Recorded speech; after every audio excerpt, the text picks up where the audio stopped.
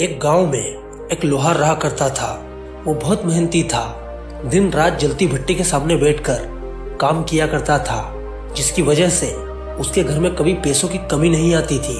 लेकिन उसका एक लौता बेटा था जो उसके कमाए हुए पैसों को पानी की तरह खर्च किया करता था। ये बात लोहार को बहुत बुरी लगती थी, लेकिन वो करे भी तो क्या करे। वो उसका एक लौता बेटा था, वो उसे डायरेक्ट मना भी नहीं कर सकता था। लेकिन एक दिन लोहार ने अपने बेटे को सबक सिखाने के बारे में सोचा। वो अपने बेटे को पास बुलाता है और कहता है कि बेटा, आज के बाद तुम्हें मुझे हर रोज 10 रुपए कमा कर देना होंगे, और अगर तुम ऐसा नहीं कर पाओगे तो तुम्हें शाम का खाना नहीं मिलेगा। पिता की ये बात सुनने के बाद लड़का बहुत ज्यादा परेशान हो जाता है और वो काम की तलाश में निकल जाता है। पूरा दिन बहुत भटकने के बाद भी उसे कोई काम नहीं मिलता, तो वो वापस अपने घर लौट जाता है। लेकिन जैसे ही शाम होती है, उसे अपने पिता की कही हुई वो बात याद आती है। तो लड़का अपनी माँ के पास जाता है और अपनी माँ से 10 रुपए लेकर अपने पिता को दे देता है। वो लोहार उन 10 रुपयों को लेकर जलती आग की भट्टी में फेंक देता है। फिर कुछ दिनों तक यही सिलसिला चलता रहता है। वो लड़का रोज अपनी माँ से 10 रुपए लेकर आता है और अपने पिता को दे देता है, और उसके पिता उन पैसों को जलती आग की भट्टी में डाल देता है।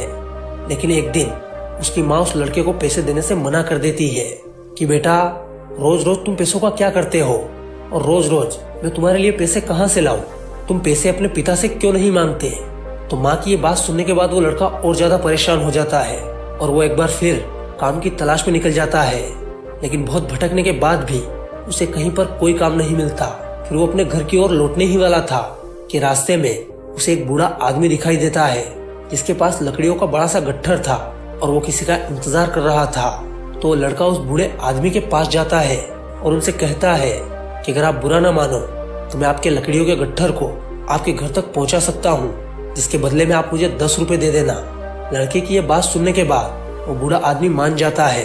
उसके बाद वो लड़का उस बूढ़े आदमी के लकड़ियों के गट्ठर को सर पर उठाकर चलने लगता है। लकड़ियों के गट्ठर में बहुत ज्यादा वजन होता है और वो लड़का इतना वजन जिंदगी में पहली बार उठा रहा होता है, जिसके कारण वो पसीना पसीना हो जाता है और दर्द के मारे वो बहुत ज्यादा थक जाता है। लेकिन जैसे तैसे वो लड़का उस लकड़ियों के गट्ठर को उस आदमी के घर तक पहुंचा देता है और उनसे 10 रुपए लेकर सीधा अपने पिता के पास जाता है और अपने पिता को वो पैसे दे देता है। वो लोहार हर दिन की तरह उन पैसों को लेकर जलती आग की भट्टी में फेंकने ही वाला था कि वो लड़का अपने पिता का हाथ पकड़ लेता है और कहता है कि पिताजी, शायद आपको पता नहीं ये पैसे कितनी मेहनत से आए हैं और आप इन्हें आग में फेंक रहे हैं। तो वो लोहार कहता है कि बेटा, यही बात तो मैं तुम्हें कब से समझाना चाहता हूँ कि मैं जो दिन रात इस जलती आग की भट्टी के सामने बैठकर मेहनत करता हूँ, मेरी इस मेहनत की कमाई को तुम पानी की तरह क्यों खर्च कर रहे हो?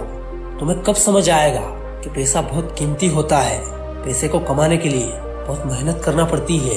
ये बात सुनकर उस लड़के को सारी बात समझ आ जाती है और वो लड़का उसी दिन से अपने पिता के साथ मिलजुल कर काम करने लग जाता है।